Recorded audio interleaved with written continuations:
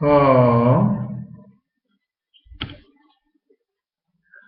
വിദുര മൈത്രേയ സംവാദ സ്വരൂപത്തിലെ ഇനി നമുക്ക് ഭാഗവത കഥകളെ ശ്രവിക്കുവാനായിട്ട് ആരംഭിക്കാം.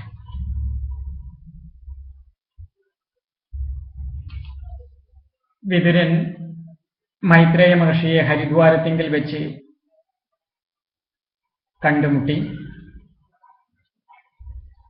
കണ്ടുമുട്ടിയപ്പോൾ സജ്ജനങ്ങളെ, സാധുജനങ്ങളെ, ഗുരുജനങ്ങളെ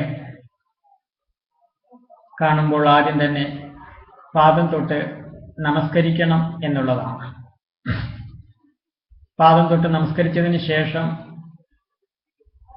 അവർ അനുവാദം തന്നതിന് ശേഷമാണ് അവരോട് നമ്മൾ നമ്മുടേതായിരിക്കുന്ന ആശങ്കകള് അല്ലെങ്കിൽ സംശയങ്ങള് അല്ലെങ്കിൽ ജിജ്ഞാസ,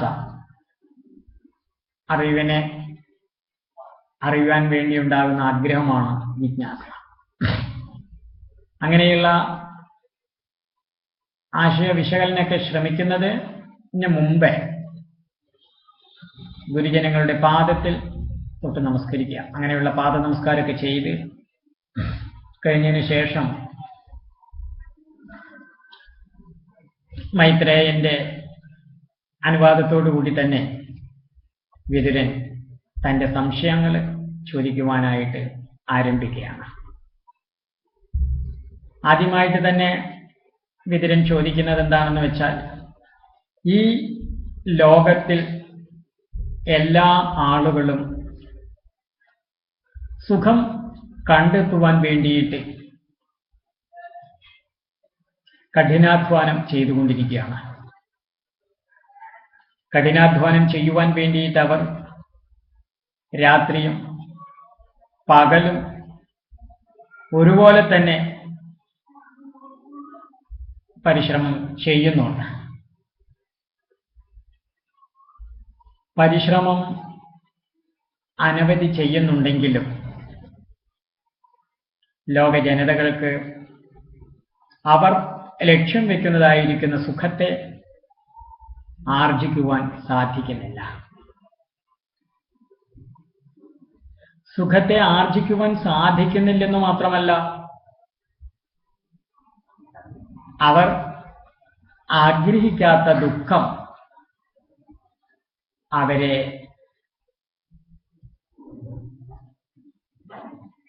ആശ്ലേഷിക്കുകയുമാണ് ചെയ്യുന്നത്.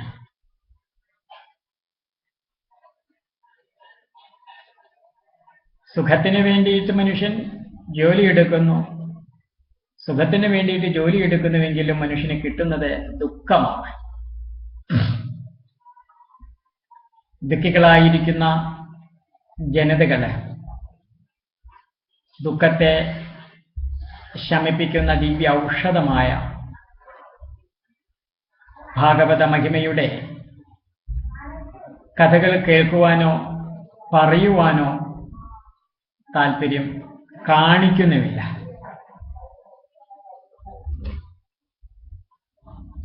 ഭാഗവത കഥകളിൽ അവർക്ക് താല്പര്യമില്ലാതിരിക്കുവാൻ കാരണം അവരിലെ പാപശക്തിയാണ്. പാപശക്തികളെ കൊണ്ട് അജ്ഞാനം, ആ അജ്ഞാനത്തിന്റെ കൂടുതൽ കൊണ്ട് മനുഷ്യർ സുഖം ആർജിക്കുവാനും സമ്പത്ത് ആർജിക്കുവാനും നിലനിൽപ്പ് സുരക്ഷിതവുമാക്കുവാനുമുള്ള കഠിന പ്രയത്നങ്ങളിലാണ് ഏർപ്പെടുന്നത്. സുഖവും സമ്പത്തും ഉണ്ടായിട്ടുണ്ടെങ്കിൽ സന്തോഷം കിട്ടുമെന്ന വ്യാമോഹം കൊണ്ടാണ് സംസാരികളായിരിക്കുന്ന ലോക ജനതകളെ അങ്ങനെ ചെയ്തുകൊണ്ടിരിക്കുന്നത്.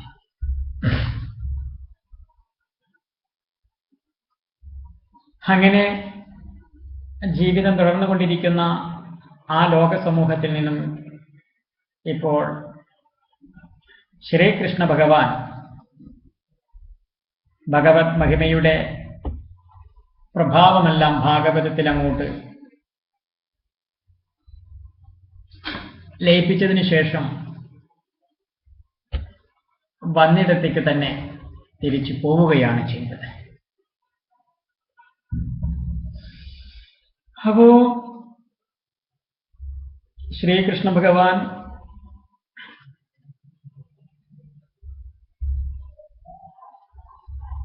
ലോകം ഉപേക്ഷിച്ചു പോയതുകൊണ്ട് തന്നെ വിതുരനെ ഇപ്പോ ലോകശാന്തിക്ക് വേണ്ടി, ലോകസംഗ്രഹത്തിന് വേണ്ടി ഒരു ഉപദേശം സ്വീകരിക്കുവാൻ ഭഗവാൻ മുൻപിൽ ഇല്ലാത്ത സ്ഥിതിയാണ്. ഭഗവാൻ മുമ്പിൽ ഇല്ലാതിരിക്കുമ്പോൾ ഭഗവാന്റെ രഹസ്യവും താത്പര്യവും ഭഗവത് സ്വരൂപത്തോടു കൂടിയ ഗുരുജനങ്ങളിൽ നിന്നുമാണ്, സാധുജനങ്ങളിൽ നിന്നുമാണ് ആളുകൾക്ക് അറിയുവാൻ സാധിക്കുക. ആയതുകൊണ്ട് തന്നെ വളരെ വിനയ ഭാവത്തോടു കൂടിയിട്ട് വിതുരൻ മൈത്രേയരോട് ആവശ്യപ്പെടുകയാണ്, സമസ്ത ദുഃഖങ്ങളെ ശമിപ്പിക്കുന്നതും പരമാനന്ദത്തെ പ്രദാനം ചെയ്യുന്നതുമായ ശ്രീമദ് ഭാഗവതത്തെ അങ്ങനെക്ക് ഉപദേശമായിട്ട് നൽകണം. ഭാഗവതത്തിൽ നമ്മൾ പരിശോധിക്കുമ്പോൾ ഉടനീളം കാണുന്ന ഈ ഉപദേശ ആവശ്യം നമുക്ക് കാണുവാൻ സാധിക്കും. കാരണം താൻ എത്ര വലിയ ജ്ഞാനിയാണെങ്കിലും ഗുരുവെ കാണുമ്പോൾ വിനയത്തോടുകൂടി തനിക്ക് അപ്പോൾ തൻ്റെ മനസ്സിൽ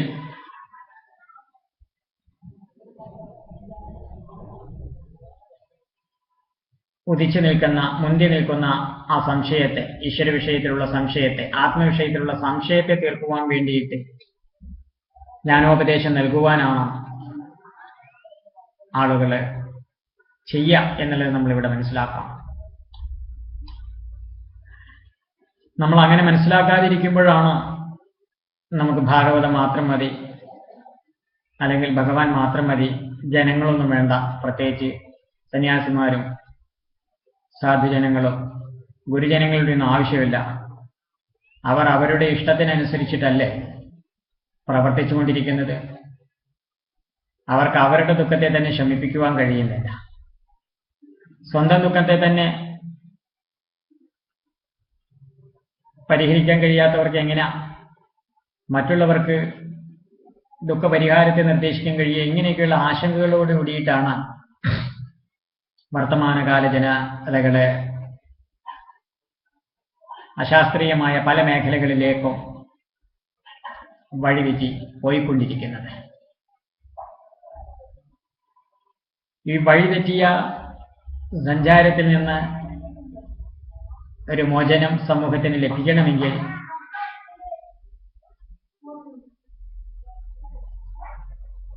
ആത്മീയതയുടെ അപാര മഹിമയെ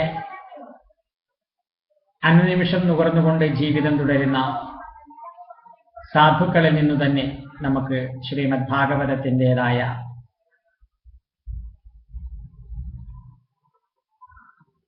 വിഷയത്തെ ഗ്രഹിക്കുവാൻ സാധിക്കണം. അത് നമ്മൾ ഓർക്കുക തന്നെ വേണം. ഇവിടെ ഈ മൈത്രേയ മഹർഷി വിതുരന്റെ ചോദ്യത്തിനനുസരിച്ച് മറുപടി പറയുവാനായിട്ട് ആരംഭിക്കുകയാണ്. ആദ്യം തന്നെ പറയാണ്, ഹേ വിതുര, അങ്ങ് മഹാഭാഗവതോത്തമനാണ്.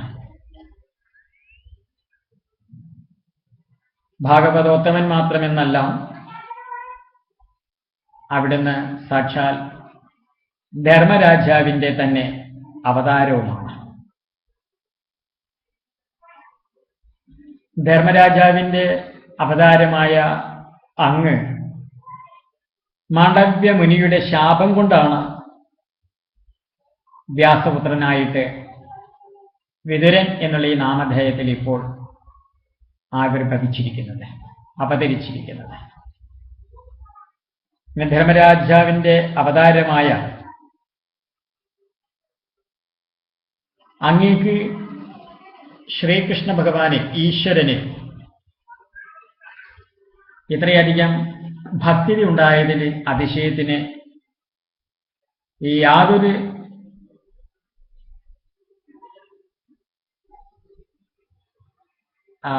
അതിശയവുമില്ല. അങ്ങനെ വിതുരനെ അഭിനന്ദിച്ചുകൊണ്ട് മൈത്രേയൻ സർഗം എന്ന വിഷയത്തെ വിശദീകരിക്കുവാനായിട്ട് ആരംഭിക്കുകയാണ്. ആദ്യം തന്നെ വിതുരന്റെ ആ കാര്യമാത്ര പ്രസക്തമായ ചോദ്യത്തിന് മറുപടി കൊടുക്കുകയാണ് ചെയ്യുന്നത്. സുഖം തേടുന്നത് ശരിയായ വഴിയിലല്ല. സുഖത്തിന് വേണ്ടിയിട്ട് പരിശ്രമം ചെയ്തുകൊണ്ടിരിക്കുന്ന ലോക ജനതകള് അവർ ശരിയായ വഴിയിലല്ല ഈ സുഖത്തിന് വേണ്ടിയിട്ട് പരിശ്രമം ചെയ്യുന്നത്.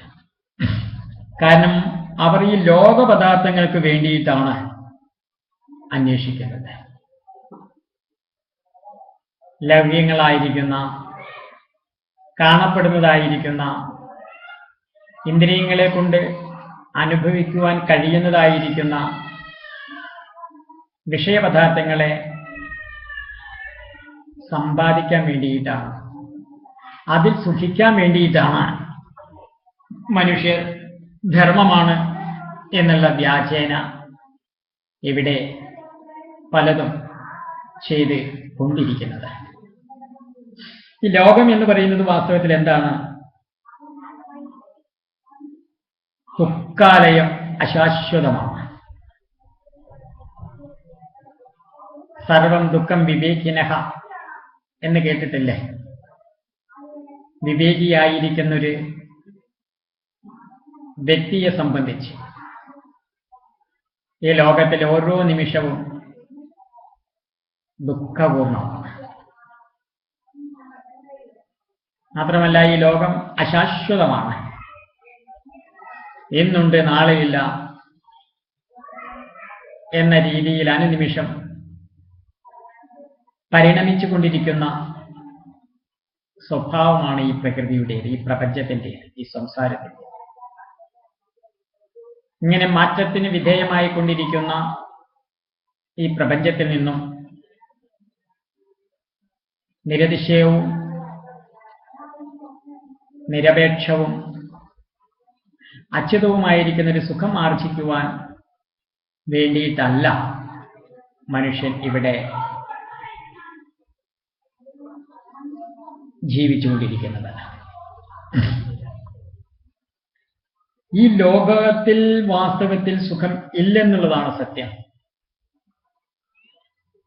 വാസ്തവത്തിൽ എപ്പോഴാണ് സുഖം? അങ്ങ് ഓർക്കുന്നില്ലേ? സുഷുപ്തി, സുഷുപ്തി, അജാഗ്രത സ്വപ്നം സുഷുപ്തി. അപ്പൊ സുഷുപ്തി എന്ന് പറയുമ്പോൾ സ്വപ്നം കൂടിയും കാണാതെ ഗാഠനിദ്രയിൽ ഏർപ്പെട്ടിരിക്കുന്ന ജീവന്റെ ഭാവമാണ് സുഷുപ്തി. അപ്പൊ ലോകത്തെ വിട്ടിരിക്കുന്ന ആ സുഷുപ്തിയിലാണ് മനുഷ്യന് വാസ്തവത്തിലെ സുഖം കിട്ടുന്നത്. എന്നാ മനുഷ്യൻ ഇവിടെ ചെയ്തുകൊണ്ടിരിക്കുന്നതോ ഈ ലോക പദാർത്ഥങ്ങളെ അക്രമം, അധർമ്മം, അവിവേകം എന്ത് ചെയ്തിട്ടായാലും എത്രമാത്രം വാരിക്കൂട്ടി സമ്പാദിക്കാൻ പറ്റുമോ അത്രമാത്രം വാരിക്കൂട്ടി സമ്പാദിച്ചുകൊണ്ടിരിക്കുകയാണ്. ഈ സമ്പാദ്യങ്ങൾക്കിടയിൽ അവൻ യഥാർത്ഥ സമ്പാദ്യത്തെ കണ്ടെത്തുവാനുള്ള പ്രയത്നം ചെയ്യുന്നതുമില്ല. ജീവിതത്തിൽ 24 മണിക്കൂറിൽ 1 മണിക്കൂറെങ്കിലും അല്ലെങ്കിൽ അരമണിക്കൂറെങ്കിലും പോട്ടെ, ഒരു 10 മിനിറ്റെങ്കിലും ഈശ്വരനെ അറിയുവാൻ വേണ്ടി, ആത്മാവിനെ അറിയുവാൻ വേണ്ടി, സ്വയം അറിയുവാൻ വേണ്ടി ഒരു വേണ്ടി വിചാരമോ പ്രാർത്ഥനയോ ജപമോ ധ്യാനമോ യോഗമോ എത്ര പേർ ചെയ്യുന്നുണ്ട്? ഈ ചെയ്യുന്നവരിൽ തന്നെ ആത്മാവിന് വേണ്ടി ധർമ്മം ആചരിക്കുന്നവർ എത്ര പേരുണ്ട്? അപ്പോ ധർമ്മം ആചരിക്കുന്നത് ധർമ്മത്തിന് വേണ്ടിയിട്ടായിരിക്കണം. ധർമ്മത്തിന് വേണ്ടി ധർമ്മം ആചരിക്കുമ്പോൾ താൻ ചിലപ്പോൾ ഒറ്റപ്പെട്ടേക്കാം. ഈ ലോകത്തിലെ അനുഭവവിധേയമായ സമ്പത്തുകളെല്ലാം തനിക്ക് നഷ്ടപ്പെട്ടേക്കാം. താൻ ഏകാന്തതയിലും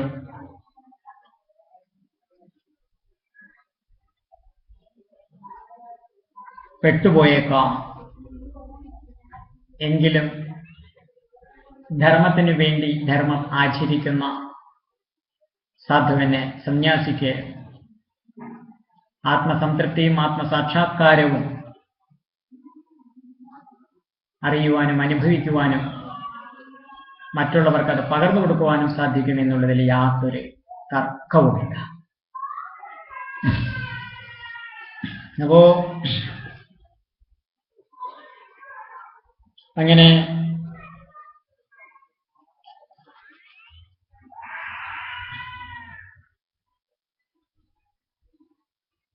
ഇവിടെ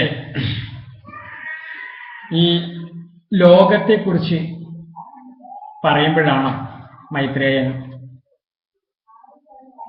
സർഗത്തെക്കുറിച്ച്, സൃഷ്ടിയെക്കുറിച്ച് പറയുന്നത്. അതായത് ലോകപദാർത്ഥങ്ങൾ എന്തെന്നറിയണമെങ്കിൽ എന്താണ് സ്കന്ധത്തിന്റെ ലക്ഷണം?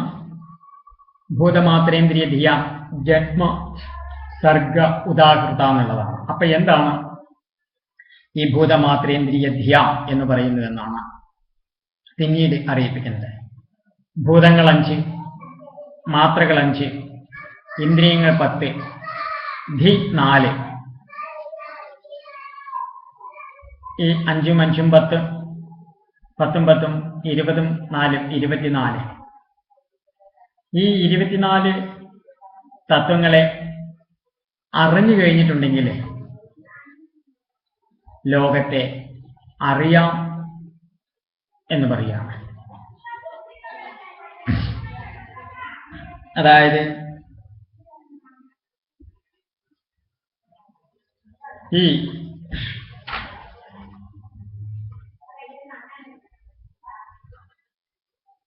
പ്രകൃതി മഹത് അഹങ്കാരങ്ങളാകുന്ന തത്വങ്ങളിൽ നിന്നുമാണ് ഉണ്ടായത്. അത് എങ്ങനെയെന്ന് വെച്ചാൽ മഹത്തത്വം, അതായത് 10 തരം സൃഷ്ടിയെ പറയുന്നുണ്ട് അവിടെ.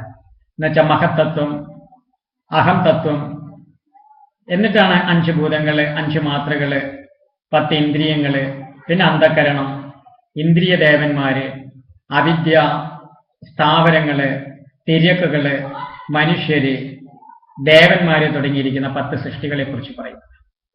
അപ്പൊ ആദ്യം നമുക്ക് ഈ ലോകത്തെ അറിയുവാൻ വേണ്ടിയിട്ട്, നമ്മെ അറിയുവാനും വേണ്ടിയിട്ട് എന്താണ് ആ 24 തത്വം എന്നുള്ളത് ആദ്യം നോക്കാം. 5 ഭൂതങ്ങൾ എന്ന് പറഞ്ഞാൽ എന്താണ്? 5 ഭൂതം എന്ന് പറയുന്നത് ആകാശം, വായു, അഗ്നി, ഭൂമി, ജലം. അതായത് 5 തന്മാത്രകൾ എന്ന് പറയുമ്പോഴോ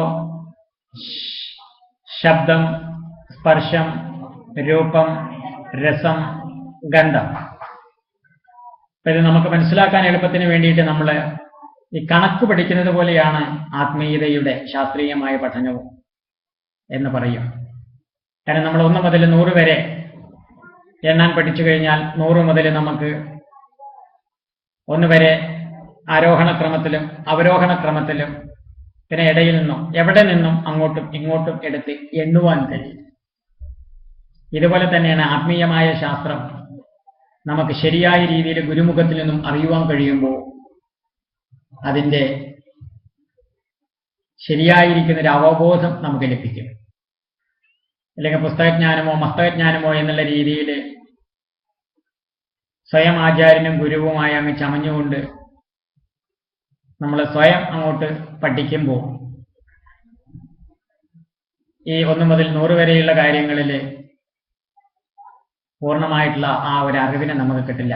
ഇടയിലുള്ള ഏതിനെങ്കിലും അരയും മുറിയും അറിഞ്ഞുകൊണ്ടാണ് നമ്മളിവിടെ ആചാര്യന്മാരും ഗുരുക്കന്മാരും ഒക്കെ ആയിട്ട് സേവാപ്രവർത്തികൾ ചെയ്തുകൊണ്ടിരിക്കുന്നത്.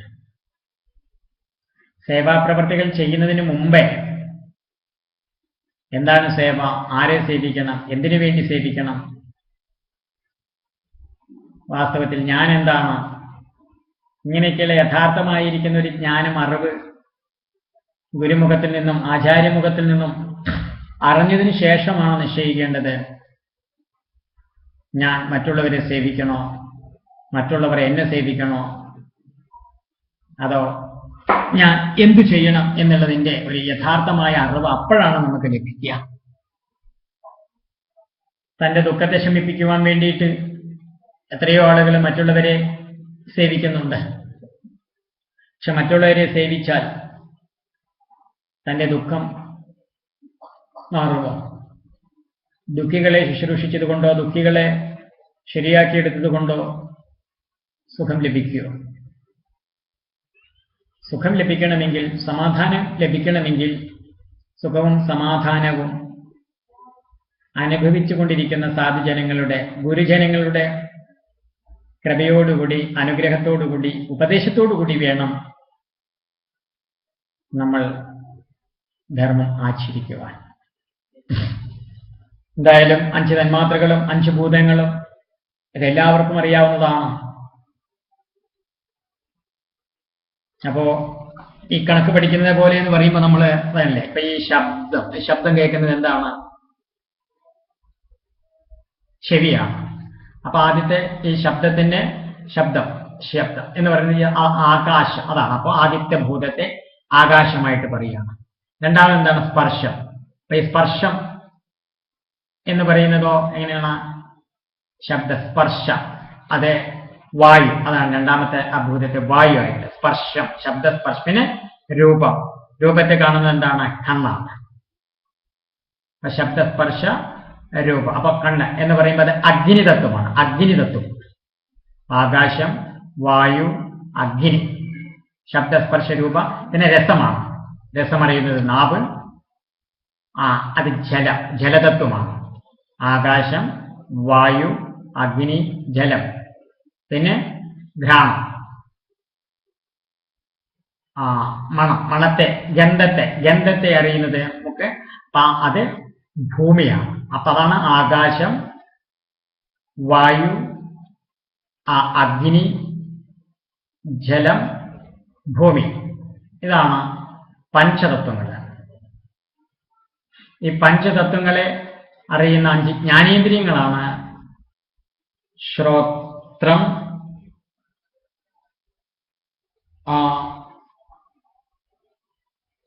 ചക്ഷു, ത്വക്, അതുപോലെ മൂക്ക്, നാക്ക് എന്നുള്ള രീതിയിൽ. അപ്പൊ ഇവിടെ ശേഷം 10 ഇന്ദ്രിയങ്ങളെയാണ് പിന്നീട് പറയുന്നത്. 5 ഭൂതങ്ങളെ കുറിച്ച് പറഞ്ഞു, 5 മാത്രകളെ കുറിച്ച് പറഞ്ഞു, 5 ജ്ഞാനേന്ദ്രിയത്തെ കുറിച്ച് പറഞ്ഞു. ഇനി 5 കർമ്മേന്ദ്രിയങ്ങളാണ്. 5 കർമ്മേന്ദ്രിയങ്ങൾ ഇപ്പൊ എന്താണ്? നാവ് വർത്തമാനം പറയുന്ന സമയത്ത് കർമ്മേന്ദ്രിയമായിട്ടും രുചിയെ അറിയുന്ന സമയത്ത് ജ്ഞാനേന്ദ്രിയമായിട്ടും പറയുന്നുണ്ട്. അപ്പൊ വാക്ക് ഒരു കർമ്മേന്ദ്രിയാണ്. പിന്നെ നമ്മുടെ കൈന്റെ ധർമ്മം എന്താണ്? ഈ എടുക്കുക, കൊടുക്കുക എന്നുള്ള രീതിയിൽ ഉള്ള ധർമ്മം ചെയ്യുന്ന കൈ. പിന്നെ കാല്, ഇതക്കുക എന്നുള്ള രീതിയിൽ. അപ്പൊ കൈ, കാലുകൾ, പിന്നെ കൈ, കാല്, നാക്ക്, പിന്നെ ജനനേന്ദ്രിയം, വിസർജനേന്ദ്രിയം. ഇതാണ് 5 കർമ്മേന്ദ്രിയങ്ങൾ. 5 കർമ്മേന്ദ്രിയങ്ങളും 5 ജ്ഞാനേന്ദ്രിയങ്ങളും പിന്നെ 5 തന്മാത്രകളും 5 ആ തന്മാത്രകളുടെ വിഷയമായി 5 ഭൂതങ്ങളും പിന്നെ എന്താണ് 4 ബുദ്ധി അന്ധകരണമാണ് എന്നുവെച്ചാൽ മനസ്സ്, ബുദ്ധി, ചിത്തം, അഹങ്കാരം. അപ്പൊ ഈ 24നെ അറിയുമ്പോൾ നമുക്ക് ലോകത്തെ അറിയാം എന്ന് പറയുമ്പോൾ എന്താണ്? എനിക്ക് എന്നെ അറിയുമ്പോൾ ഞാൻ ഈ ലോകത്തെയും അറിയുമെന്നാണ്. അതാണ്. അപ്പൊ പിന്നീട് അങ്ങനെയാണ് പിന്നീട് ഈ 10 സൃഷ്ടികളെയാണ് ഇവിടെ ഇങ്ങനെ പുരുഷ സൃഷ്ടിയല്ലാത്ത ജീവസൃഷ്ടിയായിട്ട് പറയുന്നത്. കാരണം ബ്രഹ്മദേവൻ പ്രളയവായുവെ പാനം ചെയ്തപ്പോൾ കാലം സൃഷ്ടിച്ചതാണ് ഈ സൃഷ്ടി. വാസ്തവത്തിൽ ഭ്രമമാണ് ഈ സൃഷ്ടി എന്നുള്ളതാണ്. കാരണം മനസ്സ് നിശ്ചലമായ ഈ സൃഷ്ടി ഇല്ല എന്നാണ് പറയുന്നത്. അപ്പൊ ഇതില്ലാത്തതാണെന്ന് ബോധിപ്പിക്കുവാൻ വേണ്ടിയിട്ടാണ് വാസ്തവത്തിൽ എന്താണ് ഈ 3ഉം 4ഉം സ്കന്ധങ്ങൾ. അതായത് ജീവസൃഷ്ടിയും പുരുഷ സൃഷ്ടിയും രണ്ടും ഭ്രമം. അപ്പൊ നമ്മുടേതായിരിക്കുന്ന ശാസ്ത്രീയമായ വീക്ഷണത്തിൽ, ആത്മീയമായ ദർശനത്തിൽ ഈ സംസാരത്തെക്കുറിച്ച് അല്ലെങ്കിൽ പ്രപഞ്ചത്തെക്കുറിച്ച് അല്ലെങ്കിൽ ജീവനെക്കുറിച്ച് നമ്മൾ പറയുന്നത് എന്തിനു വേണ്ടിയിട്ടാണ്? ഈ സംസാരത്തെ ഉള്ളതാക്കി വയ്ക്കുവാനോ പ്രപഞ്ചത്തെ സത്യം എന്നുള്ള രീതിയിൽ സ്ഥാപിക്കുവാൻ വേണ്ടിയിട്ടോ ഒന്നുമല്ല. ഇത് വാസ്തവത്തിൽ ഉണ്ടായിട്ടില്ല. എപ്പോഴും ഉള്ളതെന്തോ ആ ഉള്ളതിൽ ഒരവബോധം ജ്ഞാനം ആർജിക്കുവാൻ വേണ്ടിയിട്ടാണ് നമ്മൾ ആത്മീയ ശാസ്ത്ര ഗ്രന്ഥങ്ങളെ പഠിക്കുന്നതും പഠിപ്പിക്കുന്നതും. ഈ ഒരു ബോധം നമ്മിൽ എപ്പോഴും ഉണ്ടായിരിക്കണം. ഇവിടെ ഈ പ്രകൃതി മഹത അഹങ്കാരാദികളാകുന്ന തത്വങ്ങൾ ഭഗവത് ഇച്ഛയ ഉണ്ടായി. അതിന്റെ താത്വികമായ വിശകലനാണ് ഇപ്പൊ നമ്മള് ആ ഭൂതം മാത്രേന്ദ്രിയ ധിയാം ഭൂതമാത്രേന്ദ്രിയ ധിയാം ജന്മസർഗ ഉദാകൃത എന്ന് പറഞ്ഞല്ലോ. 5 ഭൂതങ്ങള്, 5 മാത്രകള്, 10 ഇന്ദ്രിയങ്ങള്, 4 അന്ധകരണം. അങ്ങനെ ഉണ്ടായതിന്റെ താല്പര്യം അത് എങ്ങനെയാണ്? ഭഗവാന്റെ ഇച്ഛ കൊണ്ട്, ഈശ്വരന്റെ ഇച്ഛ കൊണ്ട്, അല്ലെങ്കിൽ ആത്മാവിന്റെ ഇച്ഛ കൊണ്ടുണ്ടായി എന്നാണ്. അപ്പൊ അങ്ങനെ ബ്രഹ്മാണ്ടത്തെ സൃഷ്ടിക്കാൻ അവർക്ക് ശക്തിയില്ലാതെ ഭഗവാനെ സ്തുതിച്ച് സന്തോഷിപ്പിച്ചു എന്നാണ് പറയുന്നത്. ഈ മഹത്തത്വം, അഹന്തത്വം തുടങ്ങിയിരിക്കുന്ന തത്വങ്ങൾക്ക് പ്രപഞ്ചത്തെ സൃഷ്ടിക്കുവാൻ ശക്തി ഉണ്ടായില്ല എന്നാണ് പറയുന്നത്. അപ്പോഴോ അങ്ങനെ ആ തത്വം എങ്ങനെയോ ഈശ്വര സ്തുതി ചെയ്തു. അപ്പൊ ഇവിടത്തെ നമ്മളിപ്പോ ഇതിന്റെ യുക്തിപരമായിട്ട് ഇപ്പൊ നമുക്കത് അങ്ങനെയാണോ എന്ന് ചോദിച്ചാൽ നമുക്കതിനെ സമാധാനപരമായ ഒരു മറുപടി ഒന്നും കൊടുക്കാൻ വാസ്തവത്തിൽ സാധിക്കില്ല. കാരണം ഇതിൽ സമാധാനം കിട്ടേണ്ടത് വ്യക്തിക്കാണ്, അല്ലെങ്കിൽ ജീവനാണ്. അപ്പൊ അത് വാക്കിനും ബുദ്ധിക്കും യുക്തിക്കും അതീതമായിരിക്കുന്ന ആത്മീയ തത്വത്തെയാണ് ആത്മീയ ശാസ്ത്ര ഗ്രന്ഥങ്ങളും സന്യാസി ജനങ്ങളും ബോധ്യപ്പെടുത്തുന്നത് എന്നുള്ളൊരു അവബോധം നമുക്ക് ആദ്യം ഉണ്ടാകണം. അപ്പൊ പിന്നെ ഇവിടെ നമ്മൾ ഈ ലോകത്തിലെ സുഖം വർദ്ധിപ്പിക്കുവാൻ വേണ്ടിയിട്ട് അധർമ്മമോ അക്രമോ ചെയ്യുന്നവരായിട്ട് ഭവിക്കുകയില്ല.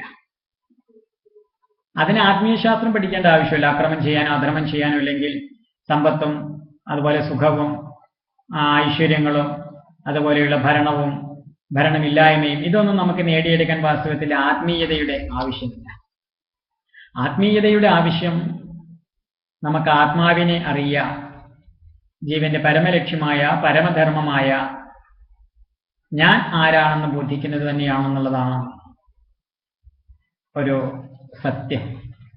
അങ്ങനെയുള്ള ആത്മീയ ധർമ്മത്തിൽ നിന്നും വഴി വിട്ടുകൊണ്ട് നമ്മൾ ആത്മീയതമായ പേരിൽ അനാത്മീയമായ ധർമ്മങ്ങളെ മറ്റു പലരും ചെയ്യുന്നതിന് കണ്ട് നമ്മൾ അതിനെ അനുകരിക്കാൻ ശ്രമിക്കുന്നതാണ് വാസ്തവത്തിൽ സംസ്കാരത്തിന്റെ അശുദ്ധിക്കും ശക്തിയില്ലായ്മയ്ക്കും കാരണമെന്ന് ബോധിക്കണം.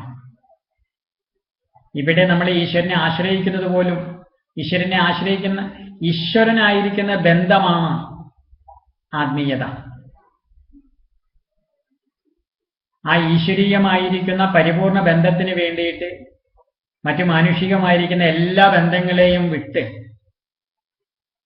ധർമ്മം ആചരിക്കുന്നതാണ് സന്യാസം. ആ സന്യാസ നിഷ്ഠയിൽ തത്വം ബോധിക്കുന്നൊരു ജീവനെ, ആത്മാവിനെ, പിന്നെ ഈശ്വരനിൽ നിന്ന് അന്യമായിട്ടൊന്നും ഈ പ്രപഞ്ചത്തിൽ കാണുവാൻ സാധിക്കുകയില്ല. അപ്പൊ ഈശ്വരനാകുന്ന ഗുരു, സന്യാസി തന്റെ പ്രാരബ്ധ വിശേഷം കൊണ്ട് അപാര കരുണയോട് കൂടിയിട്ടാണ് തന്നെ സമീപിക്കുന്നവർക്ക് ആത്മജ്ഞാനത്തിന് ആവശ്യമായ ഉപദേശമാണ് നൽകുന്നത്. അല്ലാതെ ഒരു വ്യക്തിയുടെ ഭൗതികവും ലൗകികങ്ങളുമായിരിക്കുന്ന ഒരു ആസക്തിയെയോ അല്ലെങ്കിൽ ഒരു ദുഃഖത്തെയോ ആത്മീയതയിലൂടെ പരിഹരിക്കാൻ ശ്രമിച്ചാൽ അവിടെ ആത്മീയതയെ നമ്മളെ തെറ്റിദ്ധരിക്കുകയാണ് ചെയ്യുന്നത്. ആത്മീയത നായം ആത്മാ ബലഹീനേന ലഭ്യ എഴുതില്ലേ. ഈ ആത്മാവിലിങ്ങെ ആത്മീയത എന്ന് പറയുന്നത് ബലഹീനന്മാർക്ക് ആർജിക്കുവാൻ പറ്റിയതാണോ? എന്തായാലും ഇവിടെ ഭഗവാൻ തന്റെ ആ ശക്തിയെ ആ തത്വങ്ങളിൽ പ്രവേശിച്ചതോടെ അവ കൂട്ടിച്ചേർത്ത് വിരാട് പുരുഷനുണ്ടായി എന്നാണ് പറയുന്നത്. അങ്ങനെ ആ വിരാട് പുരുഷന്റെ ഓരോ അവയവങ്ങളിൽ നിന്നുമായി ലോകത്തിൽ കാണുന്ന സർവ വസ്തുക്കളും ഉണ്ടായി എന്നിങ്ങനെ ബ്രഹ്മാണ്ടോൽപത്തിയെ പറഞ്ഞ് ഭഗവത് കഥാശ്രവണ മഹിമയെ ഏറ്റവും ഉദ്ഘോഷിപ്പിക്കുകയാണ് മൈത്രേയരെ ചെയ്തത്. അപ്പോ വിതുരന് വീണ്ടും ചില സംശയങ്ങൾ ഉണ്ടാവുകയാണ്. നിത്യശുദ്ധ ബുദ്ധ മുക്ത സ്വരൂപമായിരിക്കുന്ന, നിശ്ചല സ്വരൂപമായിരിക്കുന്ന, നിർഗുണ സ്വരൂപമായിരിക്കുന്ന, പരമസത്യവും പരമതത്വവുമായിരിക്കുന്ന ആ പരമചൈതന്യം എന്തിനു വേണ്ടി നിശ്ചലതയിൽ നിന്നും ചലിച്ചു? സ്വാഭാവികമായിട്ടൊരു ജിജ്ഞാസുവിനെ ഉണരുന്ന ചോദ്യമാണ്. ആയതുകൊണ്ട് തന്നെ സംശയമാണ്. ആ സംശയം ഉള്ളിൽ വെച്ചിരിക്കാതെ വിതുരൻ മൈത്രേയരോട് ചോദിക്കുകയാണ്. അതായത് നിരീഹനും നിജാനന്ദ സ്വരൂപനും നിത്യാനന്ദ തൃപ്തനും ജ്ഞാന സ്വരൂപമായ ഈശ്വരൻ എന്തിനു വേണ്ടി സൃഷ്ടിക്ക് പുറപ്പെട്ടു? സൃഷ്ടിസ്ഥിതി സംഹാരം മുതലായിരിക്കുന്ന ഈശ്വരകർമ്മം ചെയ്യുന്ന ഈശ്വരനെ എന്തുകൊണ്ട് ബന്ധം ഉണ്ടാകുന്നില്ല? എന്നാൽ ഈശ്വര സൃഷ്ടമായിരിക്കുന്ന ജീവൻ പ്രജകൾക്ക്, പ്രാണികൾക്ക്, മനുഷ്യർക്ക് കർമ്മത്തിൽ ബന്ധം വരുവാൻ എന്താണ് കാരണം? ഇതാണ് ചോദിക്കുന്ന ചോദ്യങ്ങൾ. അപ്പൊ ഇങ്ങനെ ആ വിതുരൻ ചോദിച്ചപ്പോ മൈത്രേയ മഹർഷി അതിന് മറുപടി പറയുവാനായിട്ട് വീണ്ടും ആരംഭിക്കുകയാണ്. ജീവനെ ബന്ധിക്കുന്ന ആ ശക്തിക്കാണ് മായ എന്ന് പറയുന്നത്. നമ്മളെ ആ ചതുശ്ലോകി മനസ്സിൽ വെച്ചിരിക്കണം, സതാപി. കാരണം ആ ചതുശ്ലോകിയുടെ വിശകലനമാണ് ഭാഗവതം. എന്താണ് ധർമ്മം, എന്താണ് അധർമ്മം, എന്താണ് ജീവൻ, എന്താണ് സത്യം എന്ന് വെച്ചാൽ നമ്മൾ പറയേണ്ടായി ഈശ്വരതത്വം, മായാതത്വം, പിന്നെയോ ജഗത് തത്വം, ജ്ഞാനതത്വം, അതായത് ഭക്തി. ഈ നാലവസ്ഥയുടെ വിശകലനമാണ് ഭാഗവതം എന്ന് നമുക്ക് ഒന്നാമത്തെ അധ്യായങ്ങളിൽ, ഒന്നാമത്തെ സ്കന്ധത്തിൽ നിന്നൊക്കെ മനസ്സിലാക്കാൻ സാധിച്ചിട്ടുള്ളതാണ്. അപ്പൊ അതിനെ ഉറപ്പിക്കുവാൻ വേണ്ടിയിട്ടാണ്, അടിച്ചുറപ്പിക്കുവാൻ വേണ്ടിയിട്ടാണ് പിന്നെ നമ്മൾ ഓരോ കഥകളും പറയുന്നത്. അതെപ്പോഴും മനസ്സിലുണ്ടായിരിക്കണം. മായയെ ഒന്ന് ബോധിപ്പിക്കാൻ വേണ്ടി ഇവിടെ പറയുകയാണ്. ആകാശത്തിലെ യഥാർത്ഥ ചന്ദ്രനെ ഇളക്കമില്ലെങ്കിലും വെള്ളത്തിൽ നിഴലിക്കുന്ന ചന്ദ്രൻ ഇളകുന്നതായിട്ട് നമുക്ക് തോന്നുകയാണ്, അല്ലേ? ആകാശത്തിൽ ചന്ദ്രൻ ചലിക്കുന്നുണ്ടോ, ചലിക്കുന്നില്ലേ, അത് വേറൊരു വിഷയം, അത് വേറൊരു വിഷയമാണ്. ഇപ്പൊ നമ്മള് മായ എന്താണെന്ന് ബോധിപ്പിക്കുവാൻ വേണ്ടിയിട്ട് ഋഷി പറഞ്ഞൊരു ഉപമയെ പറയുകയാണ്. ആ യഥാർത്ഥത്തിൽ ചന്ദ്രൻ ഇളകുന്നില്ല, വെള്ളമാണ് ഇളകുന്നത്. അപ്പൊ ഉപാധിയുടെ ധർമ്മം ഉപഹിതത്തിൽ തോന്നുകയാണ് ചെയ്യുന്നത്. അപ്പോ ജനതാദികളായ ഭാവങ്ങൾ ശരീരത്തിൻ്റെത് മാത്രമാണ്. ശരീരത്തിൽ ഞാനെന്ന് അഭിമാനിച്ച ജീവനെ ദേഹധർമ്മങ്ങളെല്ലാം തനിക്കുള്ളതായിട്ട് തോന്നുകയാണ് ചെയ്യുന്നത്. മനസ്സിലായില്ലേ? ഇപ്പൊ ചന്ദ്രന് വാസ്തവത്തില് ഇളക്കമില്ല, നിശ്ചലതയാണ്. എന്ന പോലെ ആത്മാവ് നിശ്ചലതയോട് കൂടിയിട്ടുള്ളതാണ്, നിശ്ചലമാണ്. ആ ചന്ദ്രൻ എന്ന അക്ഷരം നമ്മള് ജലത്തിൽ അങ്ങോട്ട് പ്രതിഫലിക്കുമ്പോൾ ആ ജലത്തിന്റെ ചലനം കൊണ്ട് ചന്ദ്രന് ഇളക്കമുള്ളതായിട്ട് തോന്നുന്നത് പോലെ ഈ ഉപാധിയാകുന്ന ദേഹത്തിലേക്ക്, ശരീരത്തിലേക്ക് ആത്മാവ് ജീവൻ അങ്ങോട്ട് പ്രവേശിക്കുമ്പോഴോ ആ ഉപാധിയുടെ ചലനം കൊണ്ട് ആത്മാവിന് നമ്മള് ധർമ്മമുണ്ടെന്ന് ആരോപിക്കുകയാണ് ഇവിടെ ചെയ്തുകൊണ്ടിരിക്കുന്നത്. അപ്പോ ശരീരത്തിൽ ഞാനെന്ന് അഭിമാനിച്ച് അഹങ്കരിച്ച് ജീവിക്കുന്നവർക്കാണ് ഈ ധർമ്മവും അധർമ്മവും മായയും ഒക്കെ ബാധിക്കുന്നത്. അങ്ങനെയുള്ള ഈ ഞാൻ ഉണ്ണുന്നവനാകുന്നു, ഞാൻ ഉറങ്ങുന്നവനാകുന്നു, ഞാൻ സന്തോഷിക്കുന്നവനാകുന്നു, ഞാൻ ദുഃഖിക്കുന്നവനാകുന്നു, ഞാൻ ജ്ഞാനിയാകുന്നു, ഞാൻ അജ്ഞാനിയാകുന്നു, ഞാൻ അച്ഛനാകുന്നു, ഞാൻ അമ്മയാകുന്നു, ഇങ്ങനെ ആകുന്നു ആകുന്നു ആകുന്നു, ആണ് ആണ് ആണ് എന്നുള്ള ഈ തോന്നലിനെയാണ് വാസ്തവത്തിലെ മായ എന്ന് പറയുന്നത്. ഈ മായയെ തന്നെയാണ് അജ്ഞാനം, അവിദ്യ എന്നൊക്കെ പറയുന്നത്. അപ്പോ ഈ മായ, ഈ അജ്ഞാനം നശിക്കുന്നതിനെ ഭഗവത് കഥാശ്രവണ കീർത്തന മാർഗേണ സർവേന്ദ്രിയങ്ങളും ഭഗവാനിൽ ലയിക്കുമ്പോൾ ഈ തോന്നല്, അതായത് ഈ മായ നശിക്കുകയും ചെയ്യും. അപ്പോ സച്ചിദാനന്ദ പരബ്രഹ്മസ്വരൂപിയായിരിക്കുന്ന സർവേശ്വരന്റെ മൂലമന്ത്രത്തെ ജപിക്കുകയും ആ ഈശ്വര ചൈതന്യത്തിന്റെ കഥകൾ ശ്രവിക്കുകയും പിന്നെ ആ ഈശ്വര മഹിമയുടെ അപാരലീലകൾ പാടിപ്പുകഴ്ത്തുകയും ചെയ്യുമ്പോൾ എന്താണ്? മനസ്സ് ഇന്ദ്രിയങ്ങളോടുകൂടി പരമാത്മാവിൽ ഈശ്വരനിൽ അന്തർമുഖമാകും. അപ്പോൾ ഇല്യൂഷൻ, ഭ്രമമാകുന്ന ഈ മായ അങ്ങനെ അവസാനിക്കുകയും ചെയ്യും. അപ്പൊ ആ മായ അകലുവാൻ ഉതകുന്ന രീതിയിൽ ഭക്തി, ജ്ഞാനവും വൈരാഗ്യവും പ്രകാശിപ്പിക്കുവാൻ വേണ്ടിയിട്ട് ജീവിക്കുന്നത് തന്നെയാണ് ഒരു ജന്മത്തിന്റെ പരമലക്ഷ്യവും ഉദ്ദേശവും. എന്നിങ്ങനെ ആ മൈത്രേയ മഹർഷി ഉപദേശിച്ചപ്പോ കഥാശ്രവണത്തിലെ അത്യാഗ്രഹത്തോടു കൂടിയിട്ട് സർഗവിസർഗാദി ലക്ഷണങ്ങളോടുകൂടിയ ഭാഗവതം മുഴുവൻ എനിക്ക് ഉപദേശിച്ചു തരണമെന്ന ആശയത്തോടെ അനേകം ചോദ്യങ്ങൾ വിതുരര് ചോദിക്കുകയുണ്ടായിട്ടുണ്ട്. ഈ ചോദ്യങ്ങൾ തന്നെയാണ് ശൗനകാദികൾ സൂതനോടും പരീക്ഷത്ത് ശ്രീ ശുഗനോടും ചോദിച്ചത്. അപ്പോ ഇവിടെ നമുക്ക് ഭാഗവത ഗംഗയുടെ 3 ശാഖകൾ ഒന്നിച്ച് ചേരുന്ന ഒരു ത്രിവേണി സംഗമം നമുക്കിവിടെ കാണാൻ സാധിക്കും എന്നുള്ളതാണ്. അതായത് സൂതശൗനക സംവാദം, ശുഗപരീക്ഷത്ത് സംവാദം, ഇപ്പൊ ഇവിടെ വിതുര മൈത്രേയ സംവാദം. അപ്പൊ അങ്ങനെയുള്ളൊരു ഈ 3 സംഗമങ്ങളുടെ സമ്മേളനം, അതായത് കൂടിച്ചേരൽ ഇവിടെ സംഭവിക്കുന്നത് കൊണ്ട് ഈ 3-ാമത്തെ സ്കന്ധത്തിലെ 7-ാമത്തെ അധ്യായത്തിന്റെ ശ്രവണഫലത്തിന് ഫലശ്രുതിയായിട്ട് പറയുന്നു ഇത് ത്രിവേണി സ്നാനഫലം. നമ്മളെ പുണ്യതീർത്ഥങ്ങളിൽ കുളിച്ചു കഴിഞ്ഞാൽ നമുക്ക് ഏതൊരു പുണ്യഫലത്തെ കിട്ടുമെന്ന് പറഞ്ഞിരിക്കുന്നുവോ ആ ഫലം ഇവിടെ ലഭിക്കും എന്നാണ് പറഞ്ഞിരിക്കുന്നത്.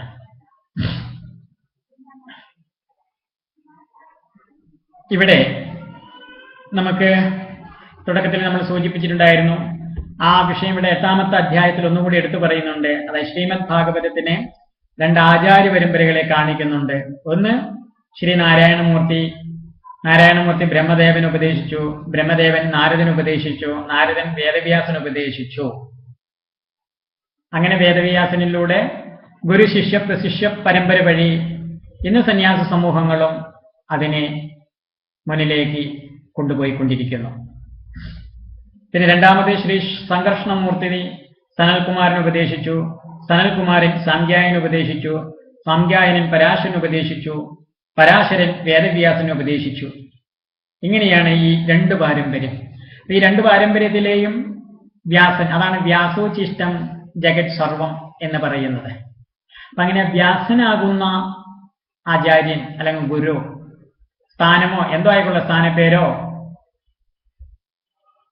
അല്ലെങ്കിൽ ആചാര്യനാമമോ എന്തോ ആയിക്കൊള്ളട്ടെ, അങ്ങനെ ആ പറയുന്ന വേദവ്യാസ മഹർഷി വഴിയാണ് ഇന്നത് നമ്മുടെ സമൂഹത്തിൽ പ്രചരിക്കപ്പെട്ടുകൊണ്ടിരിക്കുന്നത്. അതുകൊണ്ട് തന്നെയാണ് ഈ മറ്റ് ഭാഗവത ധ്യാനം, ഈ വിഷയം പറയുന്ന, തത്വം പറയുന്ന ആ സാധുവേയും സന്യാസിയെയും നമ്മൾ ഭഗവാനായിട്ടും വ്യാസനായിട്ടും ഒക്കെ കാണണം എന്ന് പറയുന്നത്. അപ്പൊ ഇവിടെ അതാത് കാലഘട്ടത്തിന്റെ പ്രത്യേകതകൾക്കും താല്പര്യങ്ങൾക്കും അനുസരിച്ച് മുമ്പ് പറഞ്ഞു പോയിരിക്കുന്ന ആ ആത്മീയതയുടെ ആശയങ്ങൾക്ക് ഭംഗം വരാത്ത രീതിയിൽ അന്നന്ന് ജീവിച്ചിരിക്കുന്ന ജനങ്ങൾക്ക് ആശ്രയിക്കുവാൻ പറ്റിയ രീതിയിൽ ആശയം വിശകലനം ചെയ്യുകയാണ് ഒരു യഥാർത്ഥ സാധു സന്യാസി ഗുരു ചെയ്യുന്നത്. അല്ലെങ്കിൽ റീസണിംഗ് ഇല്ലാതെ ദൈവം പറഞ്ഞു, ഋഷി പറഞ്ഞു, ഗ്രന്ഥം പറഞ്ഞു എന്നും പറഞ്ഞിട്ട് എന്തെങ്കിലും പ്രലപനങ്ങളെ വിലാപനങ്ങൾ ചെയ്തതുകൊണ്ട് മനുഷ്യൻ ശക്തി പ്രാപിക്കുകയോ സമാധാനമുള്ളവരാകുകയോ ചെയ്യുകയില്ല. കാരണം അന്നന്ന് ജീവിച്ചിരിക്കുന്ന ഗുരുക്കന്മാരാണ്, സന്യാസിമാരാണ് വാസ്തവത്തിൽ നമ്മുടെ സനാതന ധർമ്മ സങ്കല്പത്തില് ഈ ധർമ്മത്തെ അവർക്ക് ആ കാലഘട്ടത്തിന് അനുസൃതമായ രീതിയിൽ ജനതകൾക്ക് വ്യക്തമാക്കി കൊടുക്കുവാൻ സാധിക്കും. കാരണം പുരാണം, വേദം ഇങ്ങനെ പറയുന്ന വിഷയങ്ങൾ ആരെത്രമാത്രം എങ്ങനെയെല്ലാം വിശദീകരിച്ചാലും അതിൻ്റെ ആശയം വീണ്ടും അവശേഷിക്കുന്നതായിരിക്കും. അതുകൊണ്ട് തന്നെ ഇന്നലെ വരെ പറഞ്ഞു പോയിരിക്കുന്ന ഗുരുജനങ്ങൾ പകർന്നതിൻ്റെ ഒരു തുടർച്ചയാണ് ഇന്ന് ജീവിച്ചിരിക്കുന്ന ഒരു ഗുരു ചെയ്യുക. അപ്പോ ആ ഒരു താല്പര്യത്തെ നമ്മൾ മനസ്സിലാക്കണം. അപ്പൊ ഗുരുക്കന്മാരുടെ ഉദ്ദേശശുദ്ധിയെ മനസ്സിലാക്കണം. അല്ലെങ്കിൽ നമ്മൾ എന്താണ് ഈ ഒരു കെട്ടുകഥ പോലെ, അല്ലെങ്കിൽ ഒരു അമ്മൂമ്മ കഥ പോലെ, അല്ലെങ്കിൽ ഒരു മുത്തശ്ശി കഥ പോലെ നമ്മുടേതായിരിക്കുന്ന ധർമ്മ സംസ്കാരത്തെ നമുക്ക് ഒരു ആകാശ ഭാഷ പോലെ ആർക്കും പിന്തുടരുവാൻ പറ്റാത്ത ഒരു ധർമ്മമാക്കിയിട്ട് അധപതിപ്പിക്കും. അങ്ങനെ പാടുകയില്ല. ഇവിടെ ധർമ്മസംഗ്രഹത്തിനും ലോകശാന്തിക്കും നമ്മുടേതായിരിക്കുന്ന ഈ ധർമ്മശാസ്ത്രത്തിലെ ആശയങ്ങളെ നമുക്ക് പ്രായോഗികമാക്കുവാൻ സാധിക്കണം. എന്തായാലും ഇങ്ങനെയുള്ള രണ്ട് ശിഷ്യപരമ്പരകളെ നമുക്കിവിടെ കാണാൻ കഴിയാണ്. അപ്പൊ അങ്ങനെയുള്ള സാംഖ്യാന മഹർഷിയുടെ ശിഷ്യനാണ് മൈത്രേയൻ എന്നുകൂടി ഇപ്പൊ നമുക്കിവിടെ മനസ്സിലാക്കാം. ഇങ്ങനെ ഈ രണ്ട് പാരമ്പര്യവും വ്യാസനിൽ ലയിച്ചു എന്നത് വ്യാസഭാഗവതത്തിന്റെ പ്രത്യേകതയാണെന്നും പറഞ്ഞുകൊണ്ട് മൈത്രേയൻ വീണ്ടും കഥ ആരംഭിക്കുകയാണ്. ശ്രീ നാരായണമൂർത്തിയുടെ നാഭിയിൽ നിന്നും സ്വർണവർണ്ണമായ ഒരു താമര മുളച്ചു. ആ താമരയിൽ നിന്നും സൃഷ്ടികർത്താവായ ബ്രഹ്മദേവൻ ഉണ്ടായി.